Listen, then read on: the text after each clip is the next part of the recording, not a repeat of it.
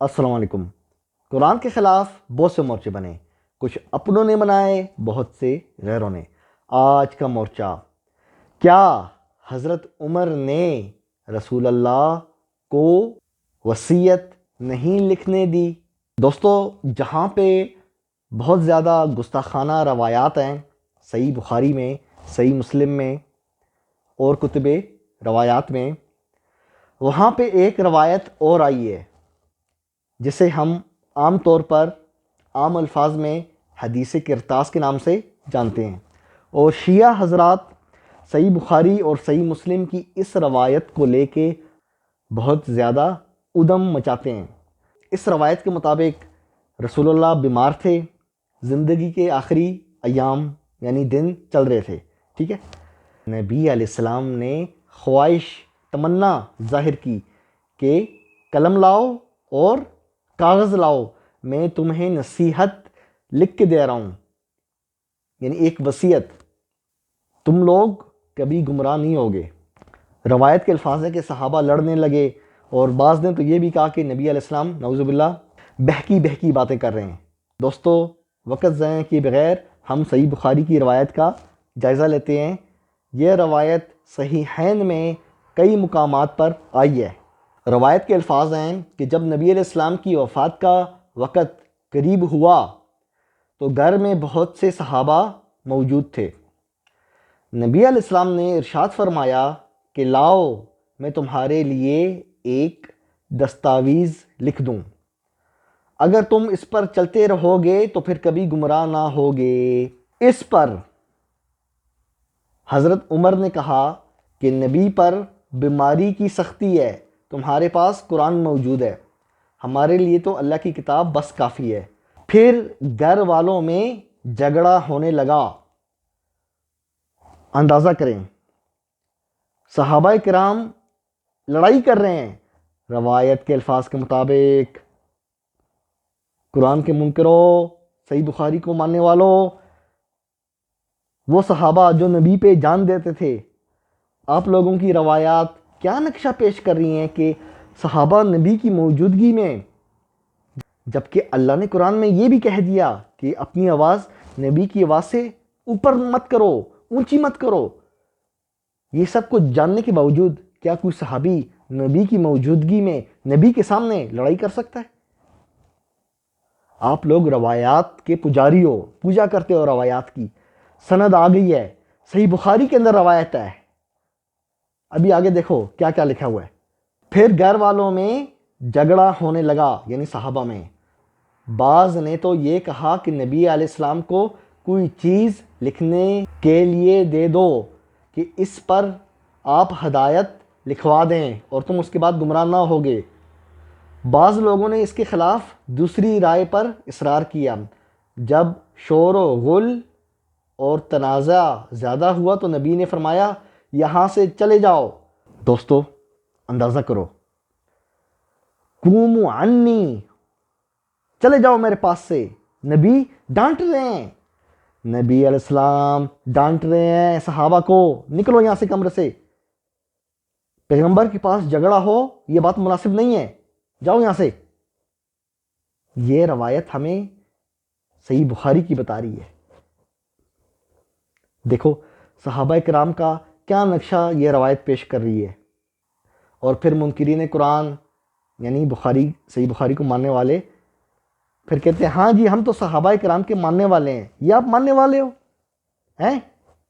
یہ آپ مانتے ہو کہ جھگڑا ہو رہا ہے اور نبی غصے کا اظہار کریں کہ جاؤ یہاں سے نکلو؟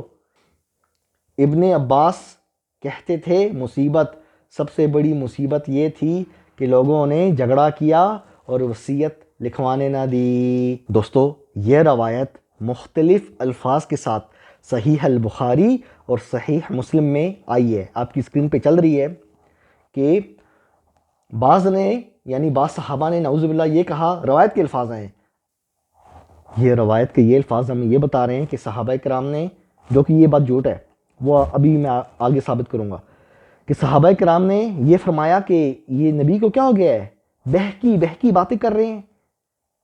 یہ جو عربی لفظ ہے اس کا یہ مطلب بنتا ہے ہذیان گوئی، نعوذ باللہ من ذالک، اس کفر کو یہ صحیح بخاری کے پجاری، روایات کے پجاری مانتے ہیں اور ڈیفینڈ کرتے ہیں۔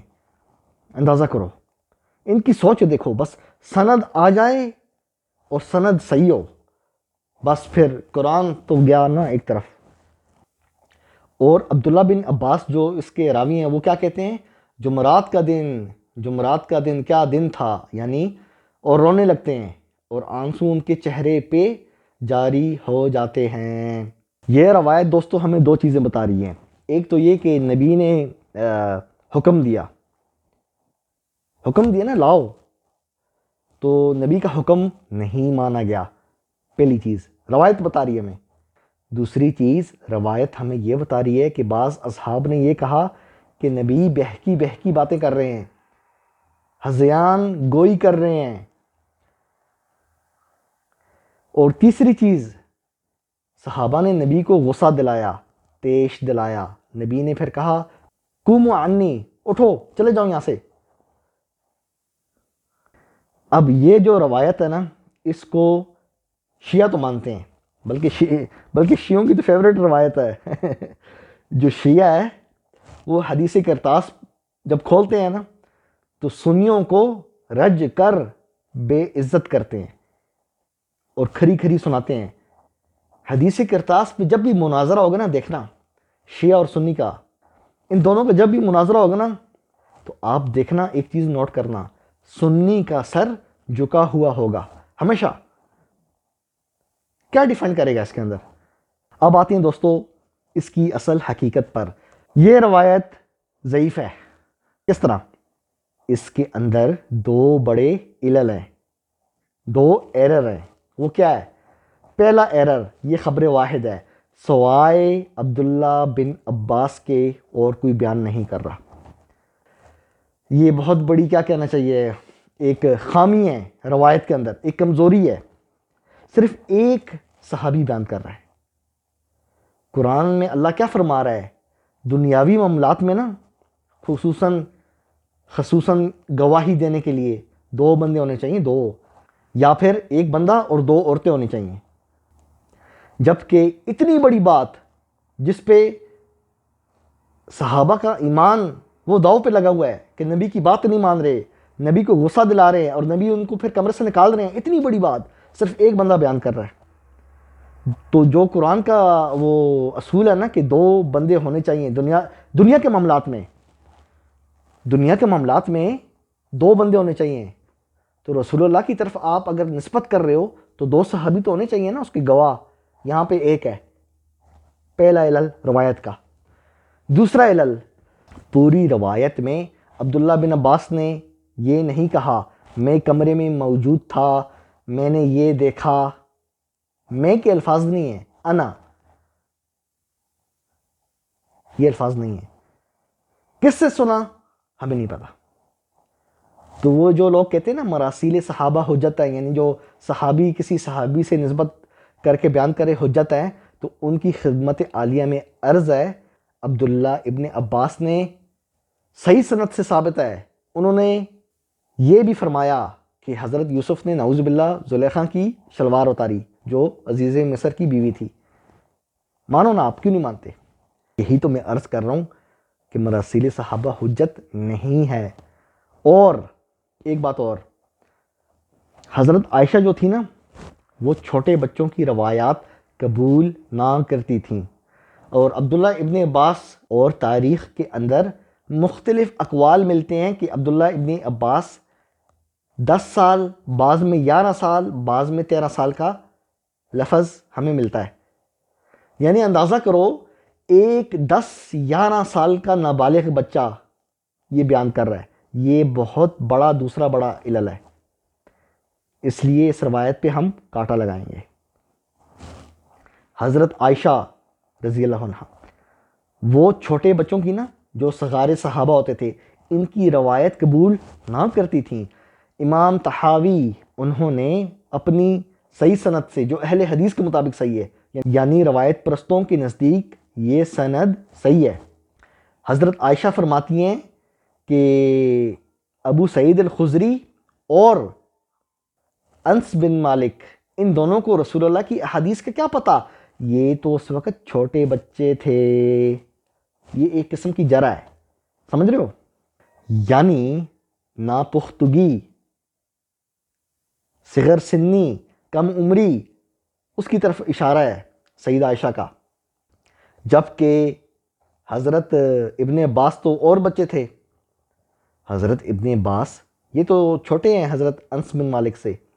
جب ابو سعید الخدری اور انس بن مالک کی روایات پر حضرت عائشہ نے انگلی اٹھائی کہ یہ تو بچے تھے, انہیں کیا پتہ, تو عبداللہ ابن عباس تو اور چھوٹے تھے, ان کی روایات پر انگلی اٹھتی ہے یا نہیں, فیصلہ آپ کریں. دوستو سمجھ رہے ہو؟ پھر سمجھاؤں. حضرت عائشہ نے کم عمری کی وجہ سے, یعنی عمر کم ہونے کی وجہ سے, ابو سعید الخدری اور کون, انس بن مالک کی روایات پر انگلی اٹھائی کہ یہ تو بچے تھے.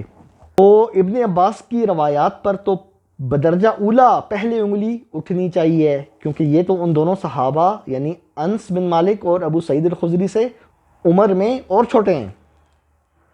یہ تھا دوسرا بہت بڑا علل. یہ کہانی ہے, بلکہ اس کو کہیں گے کہانی شریف. یہ کہانی شریف ہمیں نہیں پتہ کہاں سے آئی ہے. اب عبداللہ ابن عباس رضی اللہ عنہ انہوں نے کس سے سنی ہے ہمیں نہیں پتہ. دوستو یہ جو منکرین قرآن ہیں, جو روایت پرست ہیں, جو صحیح البخاری کو ماننے والے ہیں, ان کو سند چاہیے ہوتی ہے.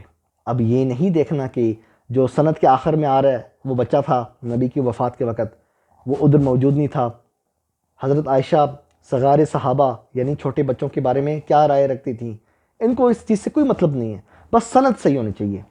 یہ ایسے کم علم قسم کے لوگ ہیں جن سے ہمارا واسطہ پڑا ہے. مذاق اڑانا, گالیاں دینا, اور اس کے بدلے میں ہمیں دیکھو ہم حوالے کے ساتھ بات کرتے ہیں. فرق دیکھا ہم میں اور ان میں. تو آخری بات یہ کہ حدیث کرتاس کہانی شریف ہے. اس کے اندر جو علل تھے میں نے آپ کو 1 بائی 1 سب ثابت کیے. صحابہ کرام سارے ہمارے لیے قابل عزت ہیں, قابل احترام ہیں.